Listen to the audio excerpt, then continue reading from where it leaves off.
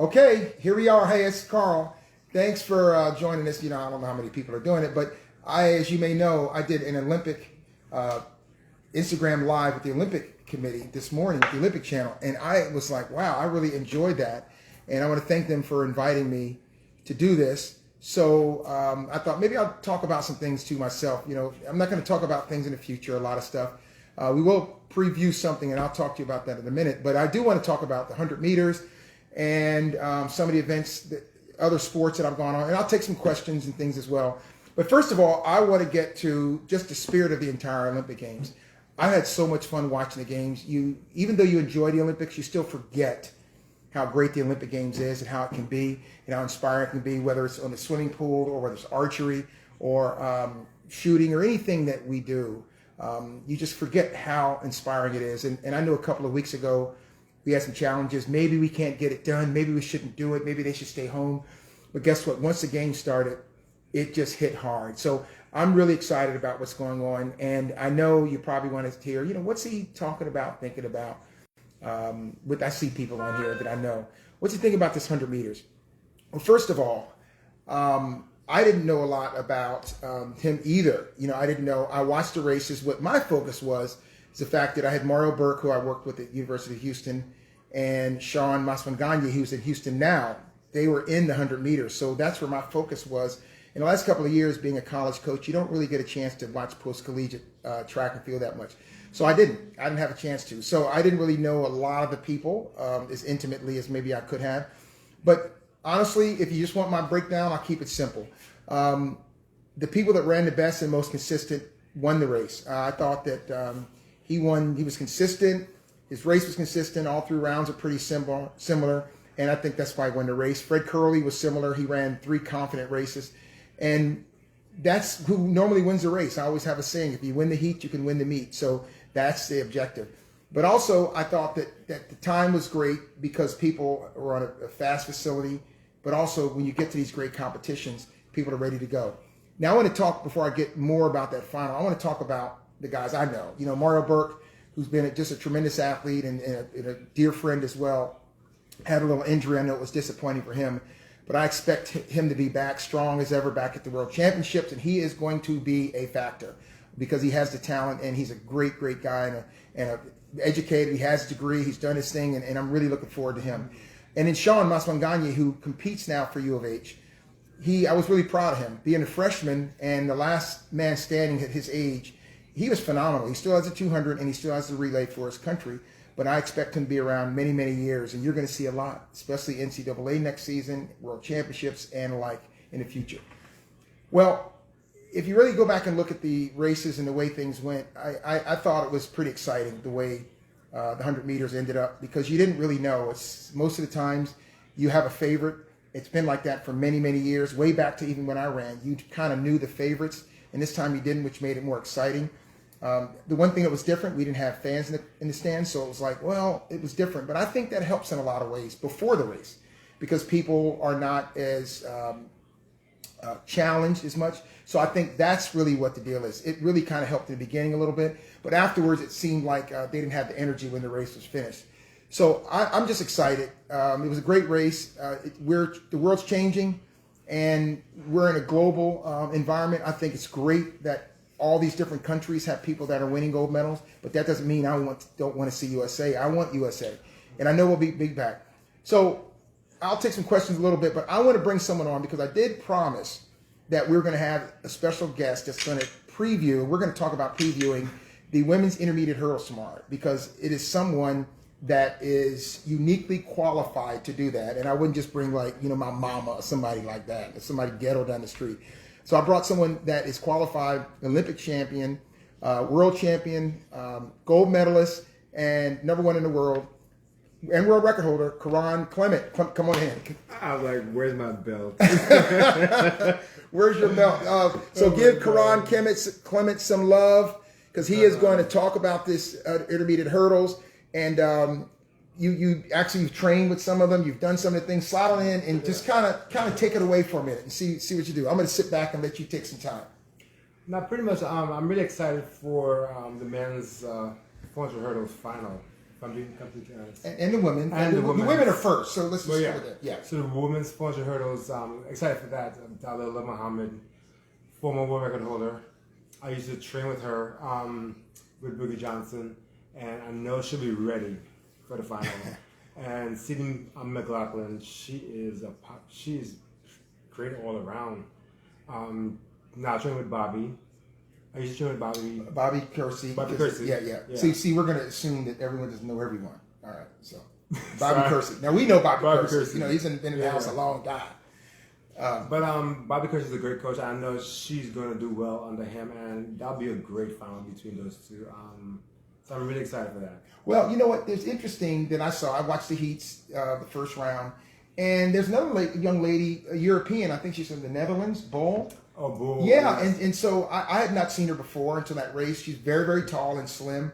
And we know the Americans are out front, but she's actually run an incredible time, and she's pretty close. What do you think? She'll be very competitive. I'll tell you, like, the final will be a great final. Like, I'm excited to see all three ladies probably dipping under low 52s, if I'm being honest. Yeah, 50. So what do you think? Okay, so you know all of them. You know the event. Let's talk about, like, what lanes do you think each one would like, and what positioning, and talk about the strategy a little bit. I mean, you know, what like if I had to watch, if everyone wanted to watch the race, okay, and they said, I'm going to watch this race, and I want to know more, even though I don't know anything, what should they look for? Like, could you teach them to count the steps, or if you saw hitting a hurdle, or what would they look for? Let's just say Sydney or Delilah. What should they look for that maybe someone that doesn't know could feel like they know everything they're talking about? Because what I've seen, like, I think when Sydney McLaughlin ran in USA, she was behind Dalila, and I noticed that she was pacing herself. And then when Sydney McLaughlin got to, I think, the 150 mark, that's when she took off, because she realized, like, now she can overtake Dalila. So I think it favors Sydney to be behind her. Mm-hmm. But I think Dalila is also a front runner. For me, I love to be a front runner, because you get out really fast and you just keep going. Yeah, you set the tempo. Exactly, because Carson Warholm, he loved to be a front runner. Like, when he goes to track meets, he requests to be on an outside lane. Yeah. What's your favorite lane, since you mentioned that? I love 6 and 7. You like 6 and 7? Yes, okay. definitely. Right. Well, I mean, I love lane 7 in the 200, because I was the same way. I didn't like to have to deal with a bunch of turns. So I said, let me just be outside, try to take someone out, and just boom, and you're like, holla at your boy. Y'all stay back there. but you definitely have to be careful, because, like, in the hurdles, you don't want to be DQ'd. Because a lot of guys get DQ'd because they want to hook hurdles, they want to cheat and swing the tree leg off. Like, you gotta be very careful. Stay in the middle of the hurdle. Like, that's why they have those 2 black marks on the hurdles. Stay in the middle. Right, it's like the lanes, You know what I'm saying? It's funny because people say, why didn't you play football? I said, because I have the best blockers, those lanes. So you have the best things. Stay in the middle. Okay, so I'm not going to actually predict, because I don't think it's fair to predict, because you trained with one and you like the other. Yeah. So that's not it. But so everyone always says world record. So I'm not going to get into that. So what do you think? What positions do you think they'll be leaving the 9th hurdle? And it's 10 hurdles now. So what do you think position they'll be after the 9th hurdle? And then we won't say anything else. That's a curveball. Okay. If I'm predicting it, honestly, oh my goodness, that's hard, because Sydney will be in the front slightly, but I think Dalila is such a fighter. I know she won't give up, but it's going to be a great because fight. The 9th hurdle is a long way left, so it's not like that's the race. So we don't know. Yeah. Well, so that's what you think. Well, right now we're watching. You guys are probably watching. We're watching the women's 200 heats, and it's just interesting. The 2 Americans are already through, and now we're getting ready to see the 3rd heat with Prandini. So what's getting back to that 100 meters, since we've got Karan here. What were your thoughts about the 100? What happened, and then I'm going to talk about some other issues in it. 100 meters, oh my goodness, Fred Curley, congratulations. Oh my goodness, like, that was an amazing job. Like, he stepped down from the 400, to run the 100 meters. Like, who does that? And then get a gold medal at the first try at the Olympics? Come on, Well, yeah. Well, what's interesting about that? See, a lot of people, of course everyone was surprised. But I remember Fred because, I coached at Houston, H-Town Speed City. Hey, there we go. So in 2018, when our team won the relay, Fred got the baton on anchor leg with A&M, and he ran past about 5 people to get. So I knew he had the leg speed. Now, of course, did we know he could run 9.84? No, I wouldn't say that. But it didn't surprise me that he had success. And I've known Fred a long time, and really, really proud of him, happy for him. Because you know what? It proves something. We can say, oh, he didn't know anything, but reality, he ran his own race. He ran the best race. He was consistent every single round, and that's who wins the race, the ones that are the most consistent. And so that's what we try to teach. And hats off to him, just having a phenomenal week, getting the silver medal. And of course, now he has the relay left. And I'm USA all the way. I think they've got the talent. It'll be interesting how they put the team together. But I'm looking forward to seeing what happens in the relay. And as we're talking on the screen, the long jump is on right here. So let me not get started. I'm not going to talk about the long jump. I'm just watching it because I'll save that for a later day.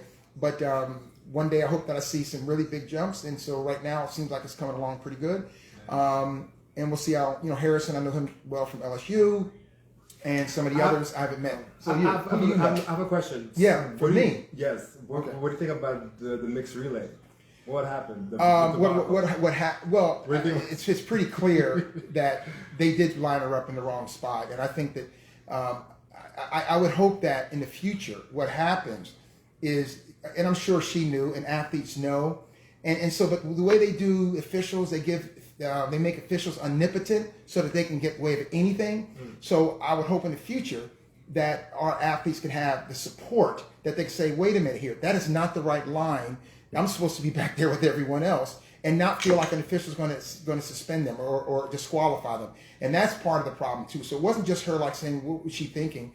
I know she was in the Olympics and she was afraid that an official might disqualify them or something else. So I'm taking her back on that. But I think it's more of it. We should worry about why the officials putting someone in the wrong spot in the Olympics. Hello, someone should have ran over and be like, you know what, you're in the wrong spot. Someone, but that's kind of the way track is. And as many people know me, they know that I've talked a lot about the officials, the starting and everything else. So I think that's it. Now, personally, I don't even know why we have the mixed relay. So let me just get that out. I mean, seriously, we're adding more events, but. We have it, and the United States, it got the bronze medal, but that was it. But I think that was an official thing. But I want to tell athletes, you should feel like the federation and our people support you enough where you can tell an official that is incorrect. Move me to the right spot, so we don't get into that. And it only happens if we support them, and that's where it is.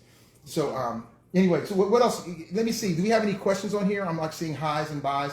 Someone said hi, Karan, but we're working at spelling, Mahomes.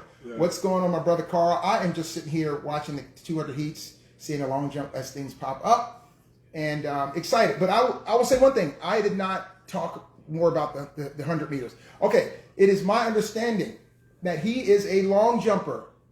He was a long jumper. Now, how many times have I told y'all that a long jumper, you get the long jump straight, you can do anything.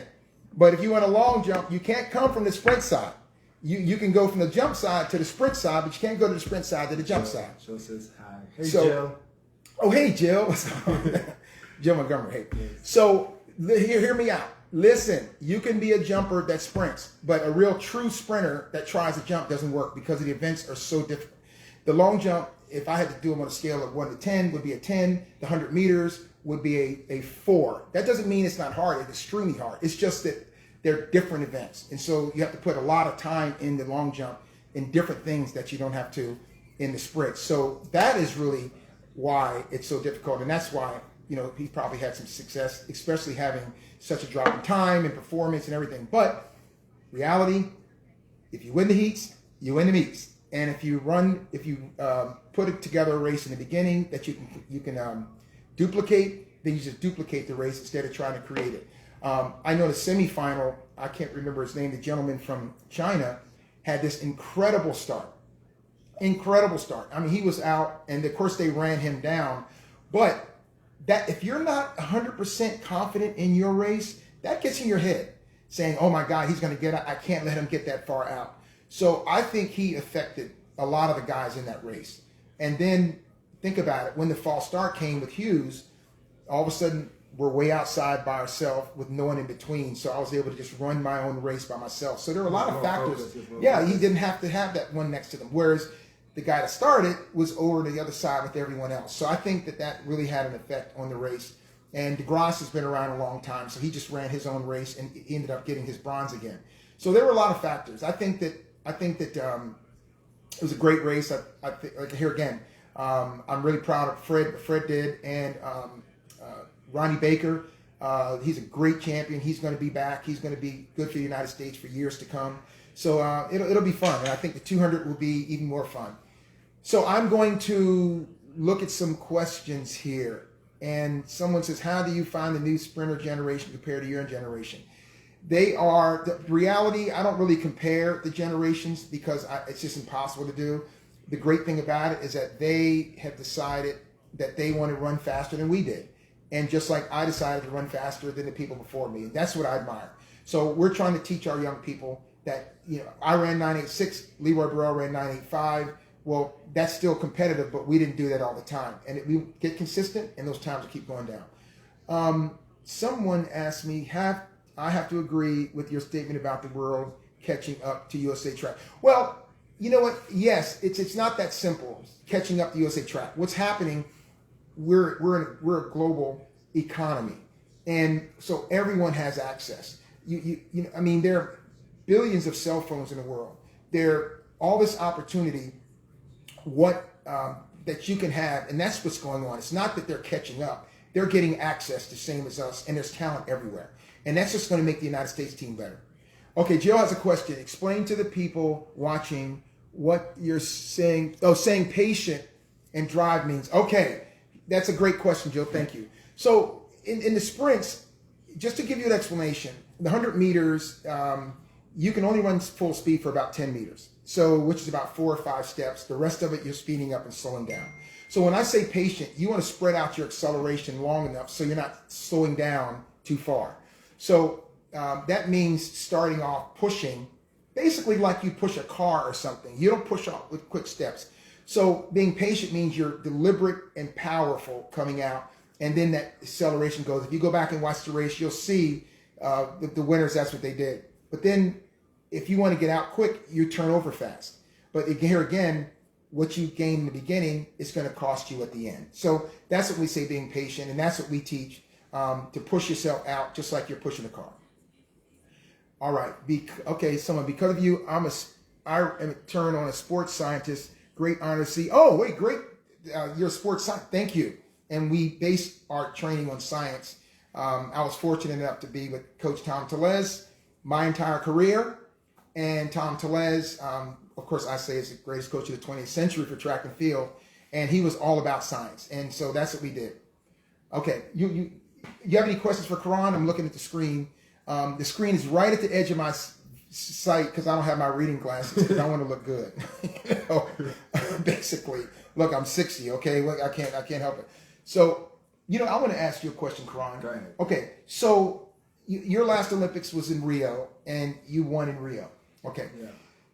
Yeah. Your first Olympics was 2008, and it took you 3 to your third one to win the championship. Yes. What was that like? What was the motivating factor? What happened when you were close and didn't get there and everything else?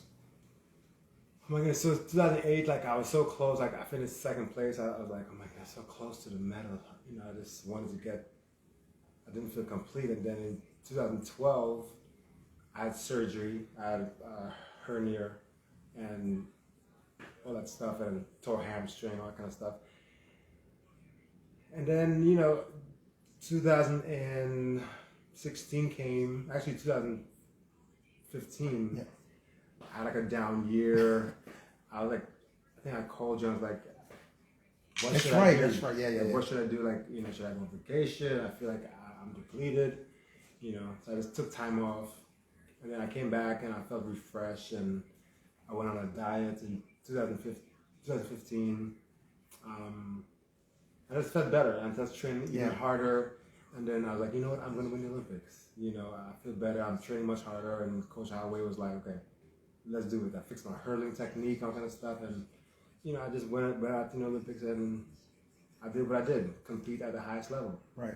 Well, Jill had a question, another question, Jill Montgomery, and her question was, talk about the transition in the hurdles, like from the 7th to the 8th hurdle and then on home. Okay, so for me, like, I know I have to, my third 100 have to be the fastest. Like, I have to kick on the turn because... So that's from 5, 6, 7. 5, 6, 7, okay. Yeah, because you have to make a transition from off the turn. So you have to stay consistent, and then off the 9th, 8th hurdle, the steps got to be on. So Okay. you have to stay. I have to stay long, open, use my arms, because everything matters in the race. Well, you know, it's funny on screen right now. The 100 meters is coming up, and so we'll be talking while it goes. So it'll be interesting. but I tell you, we're watching the 100 meters on TV, but also I know the long jump's going. They're showing Ronnie Baker and them right now. Now they're showing the semifinals. I guess I'll talk about it right there. You see how Fred's just running relaxed. He was out front. It was a close race, but then he ran his own race. And right there, I thought Bromell, if he'd leaned a little more, he could have gotten in. And as you see, they ran him down, but it took a lot of work. And I just thought that here again, it was set up pretty well in the 100.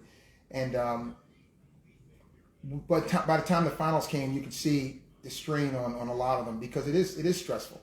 In the 100 final in the Olympics, it's very stressful because if you make a mistake, it's like, oops, it's over. You know. Yeah. Now I do remember a funny story because in '84, our first one, I did make a mistake, and when I finished, I took my lap, I ran around.